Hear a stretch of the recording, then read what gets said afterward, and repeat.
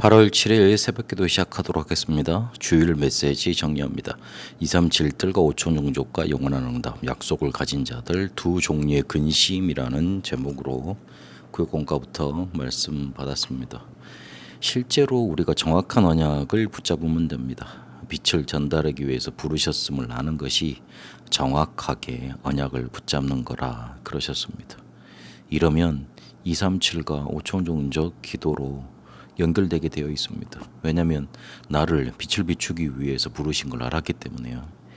이러면 하나님은 현장에 숨겨놓은 제자를 일으키시게 돼 있고 실제로 이 숨겨놓은 제자를 만나는 여정을 가도록 인도하시게 되어 있습니다. 바울이 첫 선교지부터 루스드라로 그리고 전도의 문이 막혔을 때 거기에서 루디아를 만났고 그리고 실제로 브리스길라를 만났고 에베소까지 이어졌던 여정을 보면 알 수 있습니다.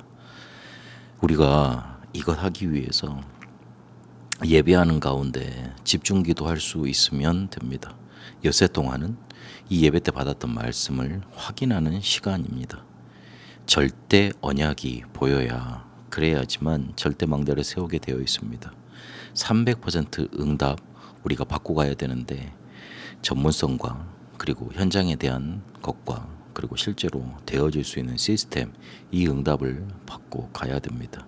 그리고 우리의 기준은 237과 5천 종족입니다. 선교는 전 세계에 흩어진 보화를 캐내는 것입니다.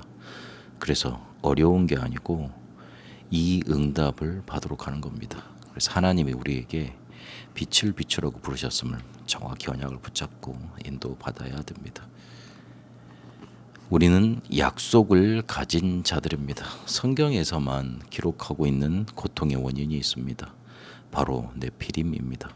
에덴 동산 사건에서 시작되어져서 노아 홍수 시대 이 흑암 세력 사단에게 사로잡혔고요. 그래서 하나님께 대적하기까지 이르렀습니다. 이 네피림은 사단의 역사고 시공간을 초월해서 세계를 장악하고 있고 인물까지 만들어내서 운동을 펼치고 있습니다. 그들이 가지고 있는 영적인 문제, 정신 문제 가득 차게 될 것인데 그거는 알지 못한 채 그들의 사상만 전하고 그들의 이론만 전하면 되니까요. 그런데 문제는 이때 교회가 분쟁하고 있다는 겁니다. 어떤 신학이 맞느니 어떤 교리가 더 성경적이느니 해야 될 일입니다. 그러나 그것 가지고 사람을 살릴 수 없으면 사람이 실제로 현장에서 살아가는 문제를 고쳐줄 수 없으면 필요 없는 겁니다. 유대인하고 뭐 다를 바 우리가 있겠습니까? 고린도 교회가 그런 속에 있었던 겁니다. 그래서 빨리 그릇 바꿔야 됩니다. 이스라엘의 선민사상, 강대국의 침략 전쟁, 자기들 것 유지하기 위해서 남 죽여도 괜찮다는 그런 사상, 그릇, 약소국에 다 가지고 있으면서도 다 빼앗기는 그 그릇 바꿔야 됩니다. 그래서 하나님의 참된 위로가 우리에게 필요합니다. 내 영을 살리는 기도가 그래서 우리에게 필요합니다. 그리스도께서 주신 망대를 나의 위로로 삼아야 됩니다. 내 몸을 살리는 기도 그것 가지고 하나님이 주신 여정을 가는 겁니다. 그리고 현장 살리는 기도 하나님이 주신 이정표로 위로받으면서 이걸 하는 겁니다.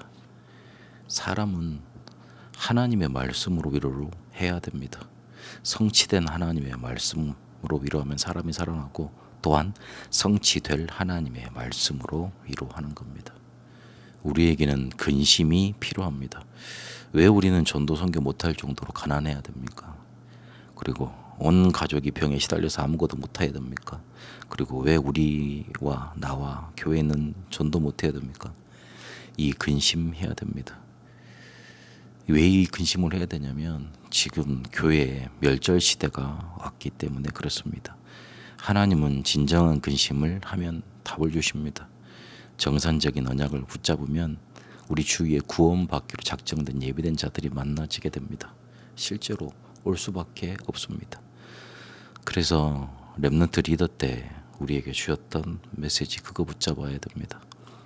24 나를 살리는 힘, 두 가지 생명줄, 기도와 호흡 가지고 나를 살리는 겁니다. 살아가는 힘을 얻는 겁니다. 25는 하나님의 나라가 임한 겁니다. 이래야지만 세상 살릴 수 있습니다. 영원한 것 약속 주셨습니다. 이래야지만 시대 살립니다.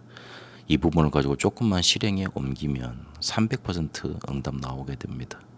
하나님의 놀라운 비밀 이것 가지고 가야 되는 겁니다.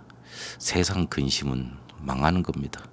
그래서 실제로 아브라함도 모세도 사울왕도 아합왕도 바리새인들도 세상 근심하다가 실패했고 그리고 하나님 응답을 받지 못했습니다. 바울은 유대인을 전도하고 이방인을 살리고 그리고 로마까지 가는 이 전도, 이게 그의 근심이었습니다. 우리는 실제로 후대 놓고 근심해야 됩니다. 3단체 밑에서 우리 후대들이 심부름할 수는 없습니다. 3단체는 재물 가지고 5천 정도로 들어갈 것인데 그들 막아야 됩니다. 하나님의 뜻대로 하는 근심, 하나님이 나타나실 겁니다. 환란을 잘못된 해석으로 가져가지 말고 이때 모든 응답을 다 받았다는 것, 그것 확인해야 됩니다.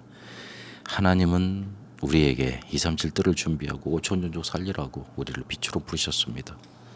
그래서 하나님의 말씀으로 우리가 위로를 받고 그것으로 우리를 살리는 기도 속에 실제로 약속을 가지고 세상 살리러 가야 됩니다.